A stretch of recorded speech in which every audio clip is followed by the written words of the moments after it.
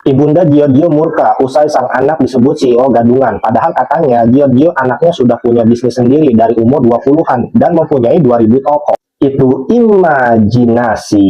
Di umur 20-an, dia udah punya 2000 toko. Dia mulai merintis bisnisnya dari bayi. 2000 toko, tapi masih numpang pacaran di rumah Ruben Onsu. Itu gimana ceritanya? Untuk kapasitas otak gua, informasi ini sangat sulit untuk dicerna dan dipercaya. 2000 toko, mungkin itu toko-tokoan kali. Ya inilah salah satu dampak buruk kalau lu keseringan berhalusinasi. Kok rasa kopinya kayak jerih payah perjuangannya Ruben Onsu ya? Gak iklan kopi, gak iklan kacang. Iklannya di rumah RO. Gak malu, ya gak punya malu. Kendaraan-kendaraan RO, kulkas-kulkas RO, bensin-bensinnya RO. Gak tau malu ya, katanya CEO. Gak punya rumah yang bagus ya buat iklan kerjain endorsan. Gak punya rumah yang bagus, yang luas gitu. Gila, bisa-bisa itu kameranya RO. CEO sih paling CEO. CEO apa kamu? CEO BH.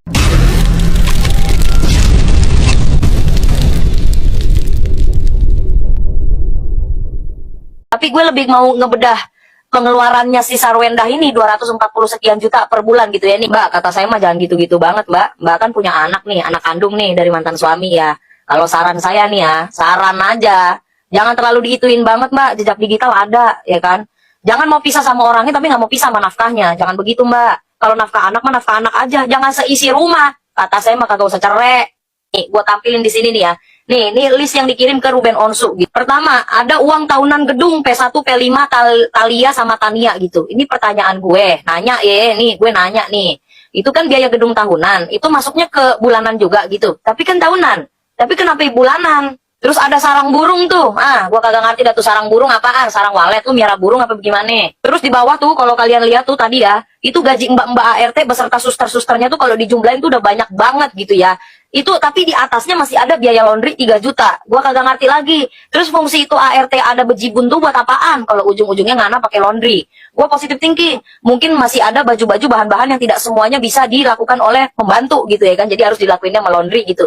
Oke lah gitu. Cuman maksud gue emang itu masuk ke biaya nafkah anak ya. Kata gue Ruben ini bukan nafkahin anak, nafkah seisi rumah. Kata gue lu kalau begini ceritanya mah ujung-ujungnya mah kagak usah cerai. Ujung-ujungnya mah dinafkahin semua. Sampai segala biaya dogi, biaya buah lah. Ya mungkin biaya buah anak lu 3 makan buah mungkin 3-3-nya. Terus di atas udah ada biaya driver 7 juta sekian. Di bawah ada lagi biaya driver anak 1 tuh. Berapa 8 juta apa berapa tuh kalau gua kagak salah ingat segituan. Lah terus itu yang di bawah biaya driver anak 1, yang di atas driver siapa? Driver maknya. Kata gue ini mah Ruben Onsu bukan ngebiayain nafkah anak, ini mah ngebiayain satu rumah. Tapi ini kalau gue boleh jujur ya, penglihatan gue sebagai netizen aja sih. Ruben sejak cerai gitu ya, ini mohon maaf banget nih. Sejak cerai gitu sama Sarwendah, jadi jarang sakit-sakitan.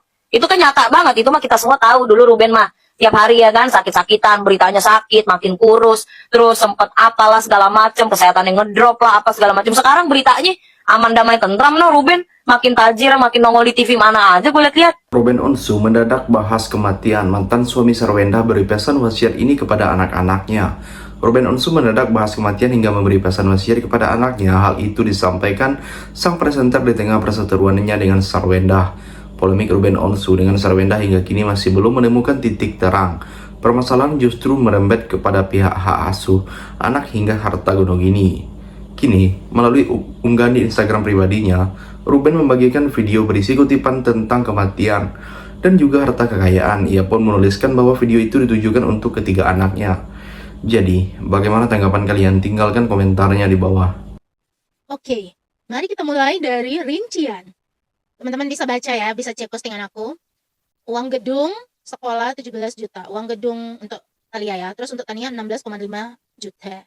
Terus anak 3 dan lain-lain. Di sini aku tuh heran banget ya. Ini aku bacain ya.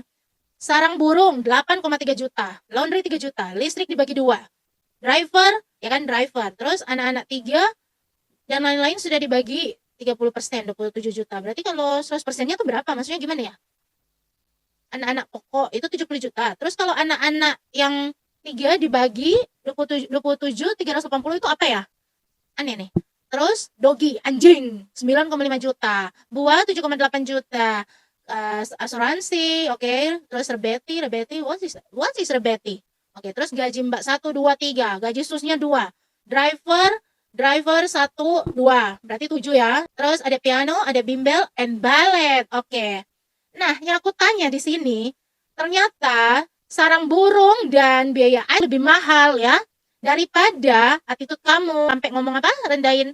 Ini banyak banget loh, ya ampun. Balik 22 juta, bimbel. Jadi gini ya, balik lagi ya netizen. Kemarin kan aku bilang, gak ada gunanya lo, anak lo itu ngeles balet, terus ini ada piano, ataupun ngeles nyanyi, dance, dan lain-lain. Itu gak ada gunanya.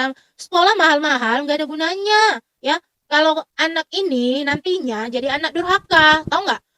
Seorang ayah yang membiayai dengan rentetan biaya seperti ini, digituin. Anaknya sekarang nggak suka, bener nggak tuh? Nggak suka sama ayahnya. Nah itu dipertanyakan kenapa ya. Nah aku jujur nih sakit hati banget ya netizen. Kenapa? Yang kemarin acara balet ya atau apa? Itu yang hadir kenapa bukan ayah kandung? Padahal RO udah datang ya, udah datang ke lokasi acara, terus nggak bisa masuk, nunggunya di pintu depan. Selanjutnya, kutipan dalam video membicarakan soal bagaimana manusia pada akhirnya akan meninggalkan semua harta yang dimiliki. Video yang dibagikannya menunjukkan kisah seorang pria muslim yang menghabiskan seumur hidupnya untuk mencari uang. Namun, saat meninggal dunia, pria tersebut tidak bisa membawa satu barang pun yang dia punya, termasuk kaos kaki bekas sesuai dengan wasiat yang disampaikan kepada anaknya. Pria itu kemudian meninggalkan dunia dengan hanya membawa beberapa lembar kain kafan yang menempel di badannya. Sebelum berpulang pun, pria itu berniat memberikan pesan menyentuh untuk anaknya. Pesan yang ingin disampaikan adalah bahwa harta kekayaan tersebut selama hidup di dunia tidak akan dibawa mati. Dia lalu mengingatkan untuk anaknya agar sebaik mungkin menggunakan harta peninggalannya itu. Jadi, bagaimana pendapat kalian? Silahkan tulis komentarnya di bawah. Memakai properti orang lain untuk keperluan endorsement tanpa izin itu sudah melanggar aturan hukum Indonesia. Jadi di sini kita harus tahu dulu nih, itu rumah masih atas nama Ruben atau sudah pindah atas nama Wenda ya. Kalau misalnya itu masih atas nama Ruben secara nggak langsung, yang mau memakai endorsement di rumah itu harus atas seizin Ruben. Jadi menurut gue nggak etis dia memakai keperluan endorsement yang komersil, yang dia mendapatkan sesuatu dari video itu, dari properti itu tanpa meminta izin ke pemiliknya. Jadi kayak itu tuh bener-bener kayak lu tuh nggak etis banget. Jadi kalau ada yang bilang, tapi kan si Gio itu sekarang pacarnya Wenda, jadi ya sah-sah aja. Nggak ada yang sah, nggak ada. Dia masih baru pacar ya, belum sah secara hukum ya. Jadi itu tetap masih dianggap orang luar, yang dia bukan siapa-siapa di rumah itu. Dia hanya tamu di rumah itu gitu. Jadi kalau misalnya dia memakai sesuatu properti di rumah itu, apapun ya, entah barang sekecil apapun yang dia pakai untuk endorsement di dalam rumah itu harus ada izin dari pemilik rumah itu.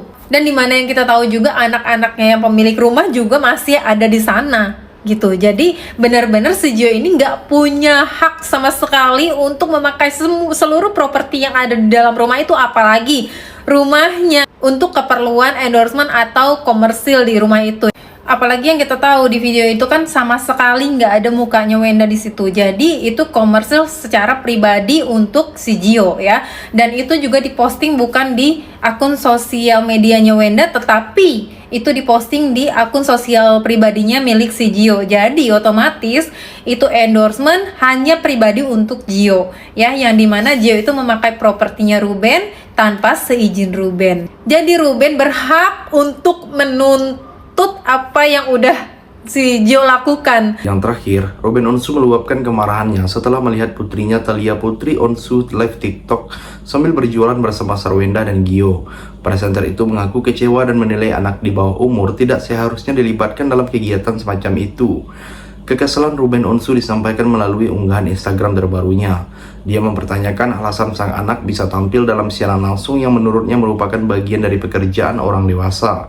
Meski tidak secara langsung menyebut nama Sarwenda dalam isi unggahannya, pernyataan Ruben langsung dikaitkan dengan mantan istrinya itu. Pasalnya, video yang dipermasalahkan menampilkan Thalia saat sedang melakukan live bersama orang-orang di lingkungan terdekat. Ruben pun menegaskan dirinya tidak setuju jika ada pihak yang beralasan bahwa keterlibatan anak dalam siaran langsung terjadi atas keinginan Thalia sendiri. Menurutnya, orang dewasa tetap memiliki tanggung jawab untuk memberikan batasan kepada anak. Jadi, sampai di sini bagaimana tanggapan kalian? Tinggalkan komentar di bawah sebanyak-banyaknya. Saya dari channel YouTube Segudang TV, pamit. Sampai jumpa.